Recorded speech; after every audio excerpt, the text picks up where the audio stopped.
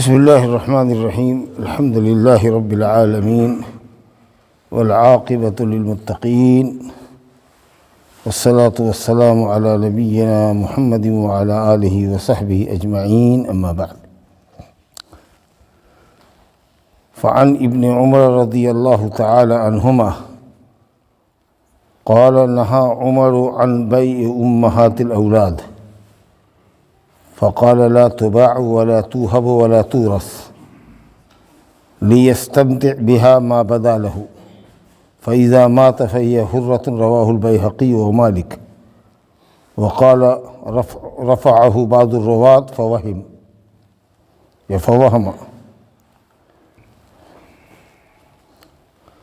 وعن جابر رضي الله تعالى عنه قال كنا نبي سرارينا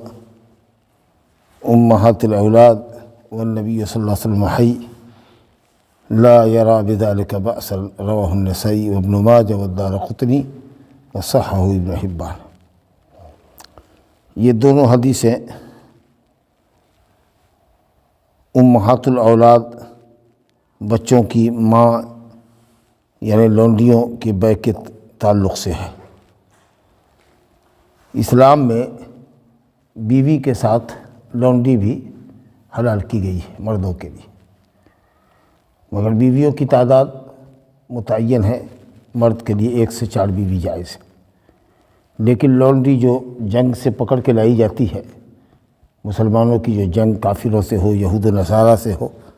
اور جنگ سے جو عورتیں پکڑ کے لائی جاتی ہیں وہ لونڈیاں کہلاتی ہیں، وہ مجاہدین کے درمیان بانٹی جاتی ہیں، تو ان سے بھی مسلمان مرد صحبت کر سکتا ہے، بس شرط یہ ہے کہ اگر لونڈی پکڑی گئی ہے اور وہ حاملہ ہے تو حمل جنے وہ، کیونکہ دوسرے کا حمل ہے اس کے پیٹ میں، اور اگر حاملہ نہیں ہے تو 1 حیض کی مدت انتظار کیا جائے تاکہ سمجھ میں آوے کہ اس کے پیٹ میں پہلے سے حمل نہیں ہے۔ جب رحم کی صفائی کا پتہ چل جائے کہ رحم میں پہلے سے کسی مرد کا بچہ نہیں پڑ رہا ہے تو وہ مسلمان اس سے وطی کرے گا، صحبت کرے گا، چاہے وہ کسی بھی مذہب کی ہو، اس کا مسلمان ہونا ضروری نہیں ہے، وہ آپ کی لونڈی ہے، آپ اس سے صحبت کر سکتے ہیں، اور اس کی کوئی تعداد نہیں ہے، 20 لونڈی بھی ہو سکتی ہے آپ کے پاس، 50 لونڈی بھی ہو سکتی ہے، تو یہ لونڈی کا مسئلہ ہے، حلال ہے یہ۔ اب یہ لونڈیاں جو حلال ہے، اگر مان لیجئے کہ آقا نے اس سے صحبت کی اور لونڈی حاملہ ہو گئی، حاملہ ہونے کے بعد اس نے بچہ جنا، یا 5-6 مہینے کا ہو کر کے جب بچے کی صورت بن جاتی ہے پیٹ میں، ناک نقشہ بن جاتا ہے، اس کے بعد اس کا ایبارشن ہو گیا اور دیکھا کہ بچے کی صورت ناک نقشہ بنا ہوا ہے، تو ایسی لونڈی کہلاتی ہے ام الولد، بچے کی ماں ہو گئی۔ تو اب جب بچے کی ماں ہو گئی تو اب اس لونڈی کو آدمی بیچ سکتا ہے کہ نہیں بیچ سکتا ہے، یہ ایک مسئلہ ہے۔ تو حضرت عبداللہ بن عمر رضی اللہ عنہما کہتے ہیں کہ حضرت عمر نے منع کیا کہ امہات الاولاد کو بیع کرو، یعنی ایسی لونڈی جو ماں بن گئی ہے، آقا کے بچے کی ماں بن گئی ہے، اب اس کو آپ بیع نہیں کر سکتے، اور نہ ہی کسی کو کہا لا تباع، نہ یہ بیچی جائے گی، اور نہ ہی کسی کو ہبہ کی جا سکتی ہے بغیر قیمت کے، چلو تم کو دے دیا، ایسا بھی نہیں کر سکتے، اور نہ ہی اس میں وراثت تقسیم ہوگی کہ اگر آقا مر جائے تو اس کے بال بچے اس لونڈی کو بانٹ لیں۔ تو کیا کرے گا؟ جب تک مرد چاہے، یعنی اس لونڈی کا جو ام الولد بن گئی ہے، بچے کی ماں بن گئی ہے، جب تک چاہے اس سے فائدہ اٹھائے جیسے بیوی سے اٹھاتا ہے، اور اگر وہ مر جائے گا تو اس کے بعد لونڈی آزاد ہو جائے گی۔ یہ جو بیچنے سے منع کیا ہے کہ جس کے پاس بچہ ہو گیا ہے، وہ اصل میں بچے کی خاطر، کہ جب آپ لونڈی کو بیچیں گے تو بچہ تو نہیں بکے گا، کیونکہ بچہ تو آقا کا ہے، اور آقا تو آزاد ہے، وہ نہ لونڈی ہے، تو ہمارا بچہ لونڈی کے ساتھ کیسے بکے گا؟ بچہ ہمارے پاس رہے گا اور لونڈی بکے گی۔ تو ماں کہیں چلی گئی، بچہ کہیں رہ گیا، اب بچہ ماں کے بغیر نہیں رہ رہا ہے، اور ماں کا دل بچے کے بغیر نہیں لگ رہا ہے، ماں کی ممتا کا گویا کہ ایک طرح سے گلا گھونٹ رہے ہیں آپ، تو کہا گیا کہ نہیں، ماں بچہ دونوں ایک ساتھ رہے گا، تفریق نہیں کر سکتے آپ، سمجھا کہ نہیں؟ لیکن مان لیجیے کہ اگر بچہ مر گیا تو اگر آقا چاہے تو اس کو بیچ سکتا ہے، کیونکہ اب کوئی بچے کی جدائی کا مسئلہ نہیں ہے۔ اور اگر نہیں بیچتا ہے تو زندگی بھر اس سے فائدہ اٹھاوے گا، مرنے کے بعد وہ آزاد ہوگی۔ اب اس کے وارثان نہیں کہیں گے کہ ہمارے باپ کی چھوڑی ہوئی لونڈی ہے لہذا ہم اس کے مالک ہیں، ہم اس سے خدمت لیں گے، نہیں۔ نبی صلی اللہ علیہ وسلم کے پاس بھی ایک لونڈی تھی، ماریہ قبطیہ، جس کے بطن سے حضرت ابراہیم نام کے لڑکے آپ کے پیدا ہوئے، 18 مہینے کے ہو کر کے مر گئے، وہ ام الولد ہوئی، آپ نے نہیں بیچا، آپ کے انتقال کے بعد وہ آزاد ہو گئی، سمجھ لیں گے؟ تو اگر بچہ ہے اس عورت کے پاس تب تو آپ اس کو نہیں بیچ سکتے، آقا سے بھی کہا جا رہا ہے کہ آپ نہیں بیچ سکتے، کسی کو یوں گفٹ میں بھی نہیں دے سکتے اس کو، اور مر گئے تو وہ ترکے میں بھی تقسیم نہیں ہوگی۔ لیکن اگر بچہ مر گیا تو آقا چاہے تو اس کو بیچ سکتا ہے۔ چنانچہ دوسری جو روایت آئی ہے، حضرت جابر کہتے ہیں کہ ہم لوگ امہات الاولاد سراڑی کو، یعنی لونڈیوں کو، سریہ کی جمع سراڑی، ہم اپنی لونڈیوں کو جو امہات الاولاد ہو جاتی تھی، بچوں کی مائیں ہو جاتی تھی، ان کو ہم نبی صلی اللہ علیہ وسلم کی زندگی میں بیچا کرتے تھے، اور نبی صلی اللہ علیہ وسلم زندہ تھے، تو کہ نبی کی زندگی میں ہم لوگ بیچتے تھے اور نبی صلی اللہ علیہ وسلم نے منع نہیں کیا۔ آپ کہہ سکتے ہیں نبی صلی اللہ علیہ وسلم کو معلوم نہ رہا ہوگا، تو اللہ تعالیٰ کو تو معلوم تھا کہ لوگ ایک ناجائز کام کر رہے ہیں، غلط کام کر رہے ہیں، تو اللہ اپنے نبی کو وحی کے ذریعے خبر کر دیتا۔ لیکن یہ سب بھی نہیں ہوا تو زمانہ نبوت میں اگر کوئی کام صحابہ کریں اور نبی صلی اللہ علیہ وسلم اس سے منع نہ کرے تو اس کا مطلب یہ ہے کہ وہ جائز ہے۔ تو ادھر حضرت جابر کی روایت کری کہ ہم لوگ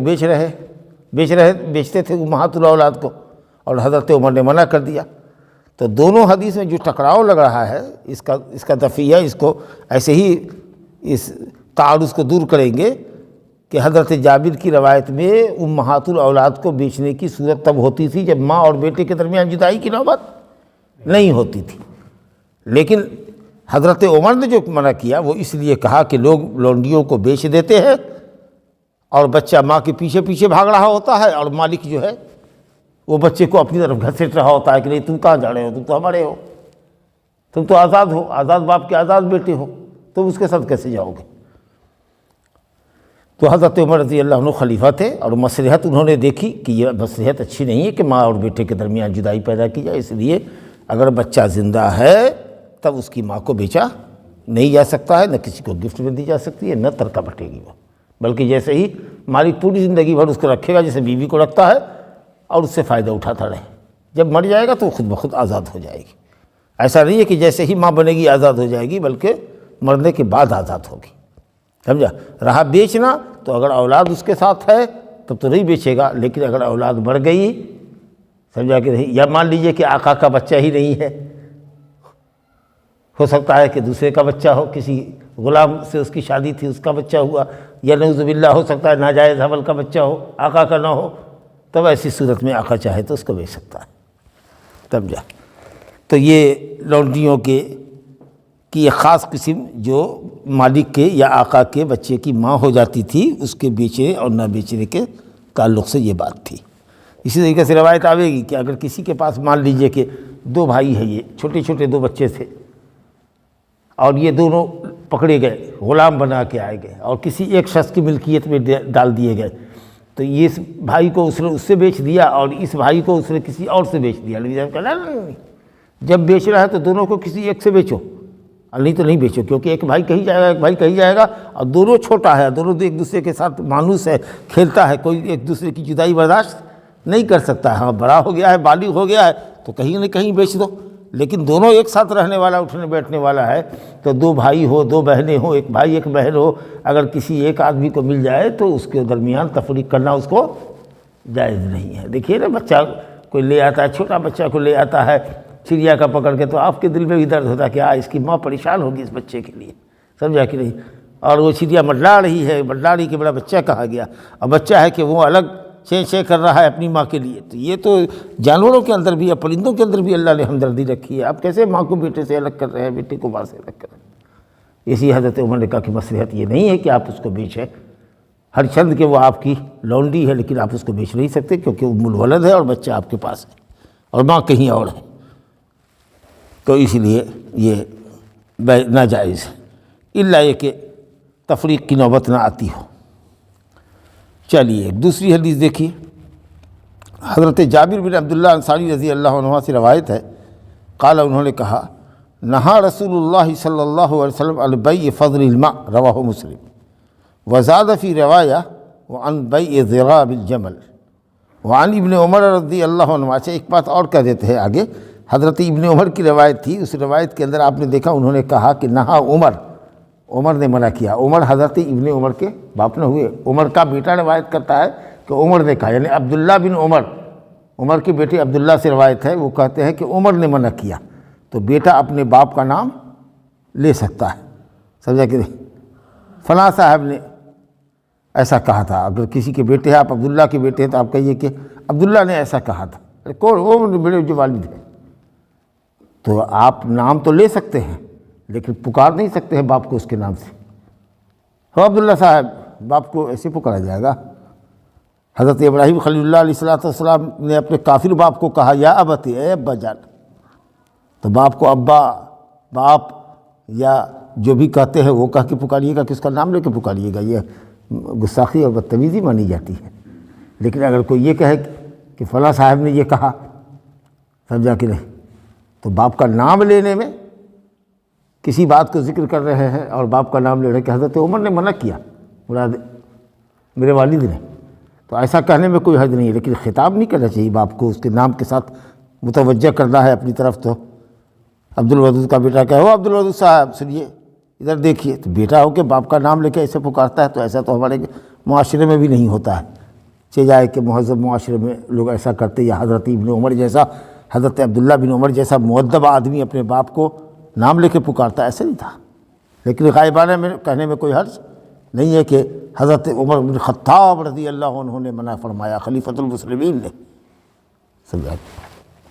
چلیے حضرت جابر بن عبداللہ رضی اللہ عنہ کی روایت ہے، کہتے ہیں کہ رسول اللہ صلی اللہ علیہ وسلم نے فاضل پانی کو بیچنے سے منع کیا۔ فاضل پانی آپ کی ضرورت سے فاضل ہے، کیونکہ جب تک آدمی کو ضرورت کے مطابق پانی رہتا ہے وہ کب بیچتا ہے؟ کوئی بھی چیز اگر انسان کے ضرورت کے مطابق ہو تو اس کو تو نہیں بیچتا ہے، کیونکہ اس کی تو خود اس کو ضرورت ہے۔ کوئی چیز جب زائد از ضرورت ہوتی ہے تب یہ اس کو بیچتا ہے۔ تو نبی صلی اللہ علیہ وسلم نے کہا کہ لوگ عام طریقے سے پانی میں، گھاس میں اور آگ میں سب شریک ہے۔ گھاس ہے، چراگاہ ہے، عام ہے، اب دبک گئی دکھا رہے نہیں یہ میرا ہے، کوئی نہیں چرائے گا۔ پبلک کی اگر زمین ہے، سرکاری زمین ہے یا سرکاری گڑھا ہے، تالاب ہے، اس میں سب کوئی پیتا ہے، نہاتا ہے، دھوتا ہے، اپنے اپنے کھیتوں کو سیراب کرتا ہے، کوئی کہے کہ نہیں ہم کسی کو نہیں دیں گے، ایسا نہیں، تو یہ تو جائز ہی نہیں ہے۔ رہا کہ اگر اپنا آپ کا کنواں ہے، اپنا تالاب آپ نے کھدوایا ہے اپنی زمین کے اندر، تو بھی اہل علم نے کہا کہ اگر آپ کی ضرورت سے فاضل پانی ہے آپ کے پاس، سیرابی آپ کھیتوں کی کرتے ہیں، آپ نے کوئی گڑھا کھدوا رکھا ہے اپنی زمین میں، اور آپ کے پاس اتنا پانی ہے کہ اپنی زمین کو سیراب کرنے کے بعد دوسرے کو دے سکتے ہیں یا دوسرے کا جانور پانی پی سکتا ہے، اس میں آپ کا کوئی نقصان نہیں ہے، تو آپ کے لیے ناجائز ہے کہ آپ دوسرے کے جانور کو پینے سے یا پٹانے سے اس کو منع کیجیے۔ نہیں ہم نہیں دیں گے، ارے بھائی ہماری کھیتی سوکھ رہی ہے اور آپ کا کیا جاتا ہے، آپ کا تو پانی پڑا ہوا ہے، نہیں ہم نہیں دیں گے، اس کا مطلب کیا ہے کہ آپ کسی کو ضرر اور تکلیف پہنچانا چاہتے ہیں، آپ کے دل میں حسد ہے، آپ چاہتے ہیں کہ اس کی کھیتی برباد ہو جائے اور کوئی پانی کا سادھن نہیں ہے۔ تو نبی صلی اللہ علیہ وسلم نے فرمایا کہ یہ بات اچھی نہیں کہ اگر تمہاری ضرورت سے زیادہ پانی ہو تو تم اس پانی کو بیچ رہے ہو، نہ ہم ایسے نہیں دیں گے۔ 1 گھنٹہ پمپنگ سیٹ لگاؤ گے تو پمپنگ سیٹ والا جو پیسہ لیتا ہے وہ تو لیوے کرتا ہے، لیکن ہم 100 روپے گھنٹہ کا پانی کا بھی لیں گے، حرام ہے یہ، ایسی صورت جائز نہیں ہے۔ پانی کو مفت میں فری دو، تمہارے گڑھے میں پانی ہے، نہیں پینے دو گے تو جانور والا جانور نہیں چلائے گا، کیونکہ ہو سکتا ہے کہ کبھی کبھی جانور کو پیاس بہت لگتی ہے اور وہ تمہارے گھاٹ پر آنا چاہے گا تو تم پانی پینے نہیں دو گے، اس کو جرمانہ لگا دو گے۔ تو اسی طریقے سے اگر آپ کے تالاب میں اور آپ کے کنویں سے کوئی پانی سیراب کرنا چاہتا ہے اور آپ کی ضرورت سے فاضل ہے تو اس کو دیجیے، لیکن ہاں آپ کی چیز ہے، وہ آپ کی ملکیت میں ہے، تو پہلے آپ اس کے استعمال کرنے کے حقدار ہیں۔ رکو بھائی پہلے ہم کو پٹا لینے دو، ہمارے پٹانے کے بعد اگر پانی بچ جائے گا، سیرابی کے بعد اگر بچ جائے گا تو جو جیسے جس نے جس ترتیب سے کہا ہے اس کو ہم دے دیں گے، پہلے کہ ہم کیا کریں گے، سمجھ آئے گا؟ تو یہ شکل ہے۔ اور اسی روایت میں اور آگے فرمایا نبی صلی اللہ علیہ وسلم نے وَعَنْ بَيْعِ ضِرَابِ الْجَمَلِ، اونٹ کو اونٹنی پر چڑھانے کی تاکہ وہ حاملہ ہو، اس کی قیمت وصول رہے۔ تمہارے پاس مذکر اونٹ ہے، کسی کے پاس مؤنث اونٹ ہے، کسی کے پاس بھینس ہے، کسی کے پاس بھینسا ہے، اب وہ بھینس والا، گائے والا، بکری والا، اونٹنی والا لے کر کے آتا ہے تمہارے پاس، اور تمہارے پاس مذکر جانور ہے جو اس پر چڑھے گا اور اس کو حاملہ بنائے گا، تو تم کہتے ہو کہ دیکھو تمہاری بھینس کو اگر ہمارا بھینسا اس پر چڑھے گا اور ہمارا حاملہ بنائے گا تو 200 روپیہ لیں گے یا 500 روپیہ لیں گے۔ نبی صلی اللہ علیہ وسلم نے کہ حرام ہے، حرام، یہ مضرت ہے، یہ دوسرے کو تکلیف دے رہا ہے، نفع کی چیز سے تم اس کو روک رہے، دینا ہوگا، اور اگر پیسہ لوگے تو حرام ہوگا تمہارے لیے۔ ایک تو حسد اور نقصان کی وجہ سے، دوسرے یہ کہ وہ جو مذکر چڑھا مؤنث کے اوپر تو پانی اس نے ٹپکایا بھی کہ نہیں جس سے وہ بھینس حاملہ ہوگی، گائے حاملہ ہوگی کہ نہیں ہوگی، اس کی کیا گارنٹی؟ اور تم نے تو پیسہ لے لیا، معلوم ہے کہ نہیں حاملہ ہی نہیں ہوئی، پھر دوبارہ آ رہا ہے، کہا نہیں ایسا مت کرو، ارے ہمارے اونٹ کو نقصان ہوگا، ہمارا بھینسے کو نقصان ہوگا، ارے پال کھلانے سے اور مذکر کو مؤنث پر چڑھانے سے بھینسے کا نقصان تھوڑی ہی ہوتا ہے۔ مرد بیوی کے پاس آتا ہے تو مرد کا نقصان ہوتا ہے، تو صحت بنتی ہے آدمی کی، تو ایک دم نیچرلی چیز ہے، فطری چیز ہے وہ۔ تو اسی لیے اگر مذکر جانور تمہارے پاس ہے تو مذکر کو مؤنث چاہیے اور مؤنث کو مذکر چاہیے، وہ دونوں ایک دوسرے کی ضرورت ہے، اور اس سے نسل بڑھے گی، فائدہ بڑھے گا، اور تم وہ فائدہ اس کو حاصل ہونے نہیں دے رہے ہو۔ تو نبی صلی اللہ علیہ وسلم نے کہا کہ اس اجرت پر اگر کوئی مذکر کو کسی کے مؤنث کو حاملہ بنانے کے لیے چڑھاتا ہے اور اس کی اجرت لیتا ہے تو یہ اجرت بھی حرام ہے، صدق۔ لیکن اگر آپ کے پاس کوئی جانور مؤنث ہے لیکن کوئی مذکر مل نہیں رہا ہے، اور مان لیجیے کہ کسی کے پاس ہے اور وہ بغیر پیسہ لیے ہوئے آپ کے مؤنث کو حاملہ بنانے نہیں دے گا، اپنے جانور مذکر کو اس پر چڑھنے نہیں دے گا، تب ایسی صورت میں آپ کی مجبوری ہے تو آپ کیا کیجیے گا؟ آپ کے لیے تو پیسہ دینا مجبوری ہوگی، لیکن اس کے لیے اگر وہ مسلمان ہے تو وہ حرام کمائیے، وہ حرام کمائیے۔ اسی کو نبی صلی اللہ علیہ وسلم نے بخاری شریف کی حدیث ہے، حضرت عبداللہ بن عمر رضی اللہ عنہما کہتے ہیں کہ رسول اللہ صلی اللہ علیہ وسلم نے عن عصب الفحل، عصب کہتے ہیں پانی کو جس سے مؤنث جانور حاملہ ہوتی ہے، اور فحل کہتے ہیں مذکر کو، کسی بھی جانور کے مذکر کا پانی مؤنث کے رحم میں ڈالنے کی قیمت لینا نبی صلی اللہ علیہ وسلم نے اس سے منع فرمایا کہ اس طرح کا دھندا نہ کیا کرو۔ چلیے ایک چیز اور دیکھیے، حضرت عبداللہ بن عمر رضی اللہ عنہ کی یہ حدیث ہے، وعنہ ان رسول اللہ صلی اللہ علیہ وسلم نہى عن بیع حبل الحبلہ وکان بیعا یبتاعہ اہل الجاہلیہ، كان الرجل يبتاع الجزور إلى أن تنتج الناقة ثم تنتج التي في بطنها، متفق علیہ واللفظ للبخاری۔ اب یہ دیکھیے ایک طریقہ جاہلیت کی بیع کیا ہوتی تھی۔ رسول اللہ صلی اللہ علیہ وسلم نے منع فرمایا ان بیع حبل الحبلہ، حبلہ حابل کی جمع ہے، حاملہ جانور کے حمل کو بیع کرنے سے، حاملہ جانور کے حمل کو بیع کرنے سے۔ ایک گائے کے پیٹ میں بچہ ہے مثال کے طور پر، بولو اس کی کیا قیمت لوگے؟ اس بچے کی جو پیٹ میں ہے، تو کہہ دیا کہ 500 روپیہ لیں گے۔ معلوم نہیں ہے کہ وہ بچہ مذکر ہے کہ مؤنث ہے، ایک ہے کہ دو ہے، یہ بھی نہیں معلوم کہ وہ زندہ پیدا ہوگا کہ مردہ پیدا ہوگا، لیکن تم نے اس کی بیع کر لی۔ یہ دھوکے کا سودا ہے کہ نہیں ہے؟ اس لیے کہا کہ نہیں، جو چیز سامنے نہ ہو، حمل کے اندر ہے، تم حمل کی بیع کر رہے ہو، جانور کے حمل کی بیع کر رہے ہو، وہ بیع مجہول ہے، معلوم نہیں ہے کیا ہے پیٹ میں، زندہ بچہ ہے کہ مردہ بچہ ہے، بتائیے گھاٹا لگے گا کہ نہیں ایک فریق کو؟ تو حرام ہے۔ اور دوسرا طریقہ یہ ہے کہ یہ مؤنث جو ابھی حاملہ ہے، اس کے پیٹ کا جو بچہ آئے گا، وہ جب حاملہ ہوگا اور وہ جو بچہ جنے گا، اس بچے کی بیع میں ابھی کر رہا ہوں۔ میں پاگل ہو گئے، کچھ نہیں سوچتا تھا تو جاہلیت کے لوگ اسی طرح کا ڈرامہ کرتے تھے۔ ایک تو اب سوچئے کہ جو حاملہ اٹھنی ہے اس کے پیٹ میں جو بچہ ہے ابھی وہی مجہول ہے، نہیں معلوم کہ وہ کیا ہے، چہ جائے کہ پھر اس اونٹنی سے بچہ ہو اور وہ بھی مؤنث ہو، اور وہ مؤنث جب حمل والا ہو اور اس کا جب حمل جنے تب، تو جب آج نہیں جائز ہے، پہلا حمل جائز نہیں ہے بیچنا، تو حمل کا حمل جو ہوگا اس کو بیچنا کیسے جائز ہوگا؟ وہ تو اور اس کے اندر غرر، دھوکہ اور جہالت ہوگی کہ سامان کیسا ہے نہیں ہے۔ تو یہ جاہلیت والے کیا کرتے تھے۔ اور کیا کرتے تھے؟ کوئی چیز ادھار بیچتے تو کہتے تھے کہ فلاں کی اونٹنی ابھی حاملہ ہے، جب وہ اونٹنی بچہ جنے گی تب تم کو پیسہ دیں گے۔ اب معلوم نہیں ہے کہ اونٹنی کب بچہ جنے گی۔ ارے ادھار لیے ہو تو ادھار میں قیمت چکانے کی مدت متعین کرو کہ کب دو گے۔ تو فلاں کی اونٹنی جب حاملہ ہے، جب وہ بچہ جنے گی تب یہ سامان لے جاؤ گے، یا تب ہم کو پیسہ دو گے، یا تب ہم تم کو پیسہ دیں گے۔ یا پھر یہ کہتے تھے کہ وہ اونٹنی جو حاملہ ہے اس کا بچہ جب حاملہ ہوگا، اب وہ بچہ جنے گا تب پیسہ دیں گے۔ اب یہ مدت کو آپ اور لمبی کر دیا۔ تو سامان حوالے کرنے یا قیمت ادا کرنے کی مدت اس طریقے سے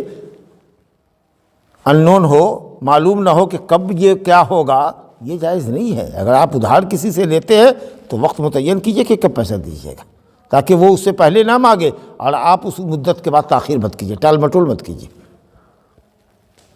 سمجھا کہ نہیں؟ کچھ لوگ ایسے بھی ہوتے تھے، یہ جو اونٹنی ہے اس کے اندر جو بچہ ہے، جب وہ بچہ اونٹنی بچہ جنے گی اس کے بعد جو بچہ پیدا ہوگا اور وہ ذبح کیا جائے گا تو اس میں 4 کلو گوشت آجے سے ہمارا بک کر لو۔ بتائیے تو اس طریقے سے اہل جاہلیت کی بے وقوفی اور حماقت ہوتی تھی۔ نبی صلی اللہ علیہ وسلم نے کہا کہ یہ سب جاہلیت کی بے ہے، اس میں دھوکہ غرر ہے،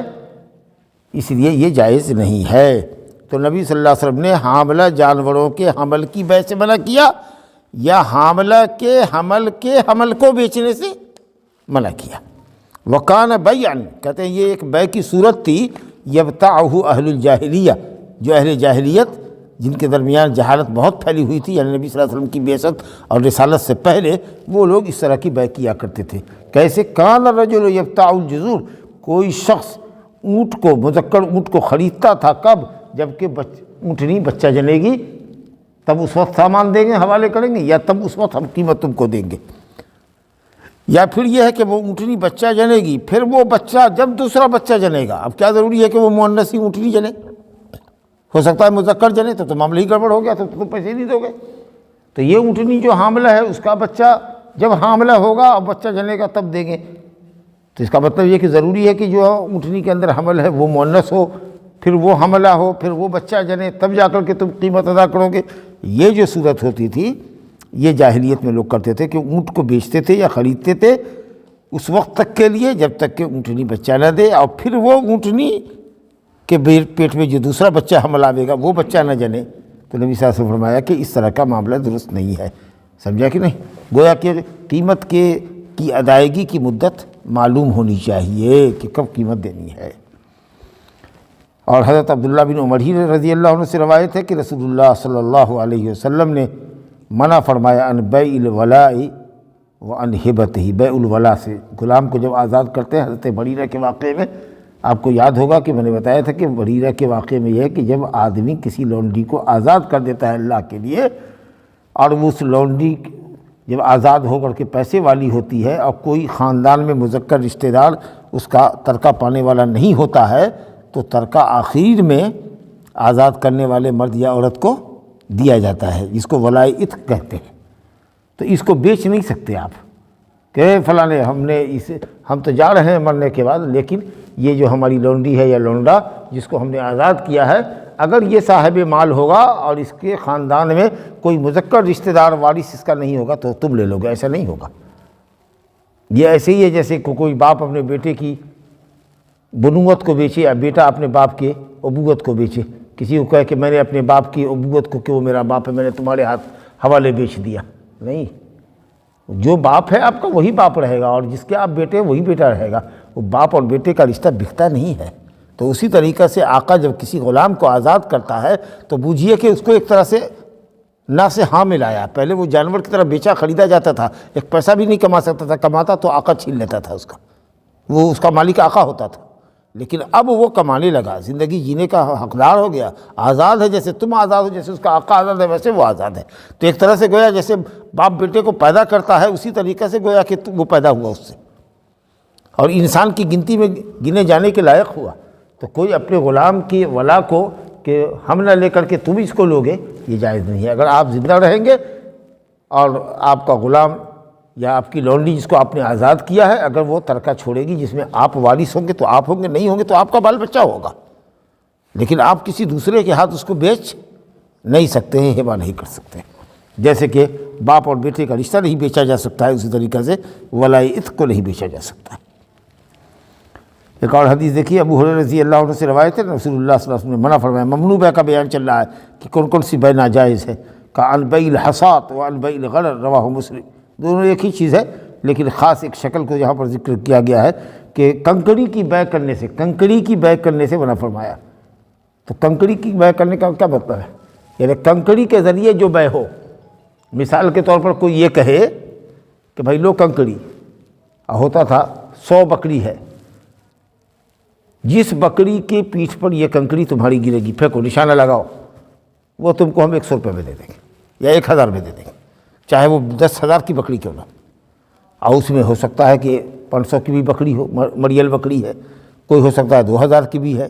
سمجھا کہ نہیں؟ ایک طرح کا جوا ہوا یہ۔ تو جس پر نشانہ تم نے ساتھ لگا دیا، کنکڑی پھینک دیا، وہ ہم تم کو 2000 روپے میں دے دیں گے۔ مان لیجئے کہ 10,000 والی بکری کے اوپر گیا تو 2000 دے گا، اور اگر 500 والی 1000 والی بکری پر آئے تو 1000 لینا پڑے گا۔ تو اس میں تو دھوکہ ہے نا، جوا ہے۔ ہو سکتا ہے کہ کبھی آپ 10,000 کی بکری پر آپ کا نشانہ لگے گا، اور کبھی ہو سکتا ہے کہ بکری پر نشانہ لگا ہی نہیں، نشانے سے پہلے ہی آپ کی کنکڑی گر گئی، لائیے 2000 روپیہ۔ اسی طریقے سے کچھ لوگ کہتے تھے، کپڑے کی دکان میں آئے، کہا کہ یہ لو سامان، کسی جس کپڑے پر تم نے نشانہ لگا دیا وہ کپڑا 1000 روپے میں دے دیں گے، چاہے وہ 20,000 کا بھی کپڑا ہے اور 200 روپے کا بھی کپڑا ہے، لگا ہوا ہے ایک لائن سے، یہ کنکڑی لو، نشانہ لگا دو۔ کوئی کہتا تھا کہ یہ کنکڑی لو، جتنی دور پھینک سکتے ہو پھینکو، زمین کے جس حصے پر جائے گا مثال کے طور پر 1 لاکھ میں دے دیں گے۔ اب مان لیجئے کہ 1 بیگھہ زمین 1 ایکڑ تک اگر آپ کا نشانہ گیا یا 2 ایکڑ تک گیا تو وہ بھی 1 لاکھ میں۔ خدا نخواستہ اگر ایسا ہوا کہ پھینکا اور ہاتھ سے کنکڑی چھوٹ گئی، کبھی کبھی ہوتا ہے کہ ہم لوگ ٹال گلی کھیلتے تھے تو مارا تو یہیں پر گر گیا، کہیں ہے کہ دور چلا جاتا تھا، سمجھا کہ نہیں؟ تو اگر وہیں پر گر گیا تو چلیے دیجیے 1 لاکھ روپیہ، 1 لاکھ روپیہ لئیے۔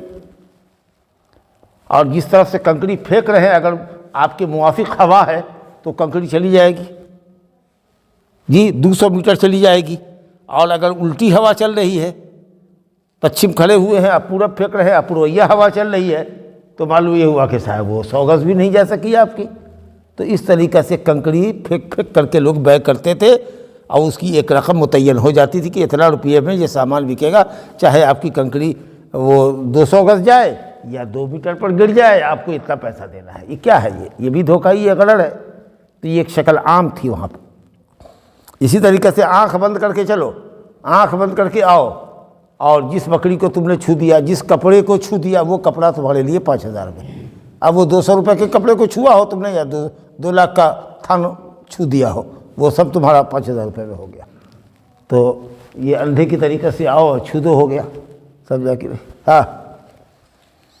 تو نبی صلی اللہ علیہ وسلم نے فرمایا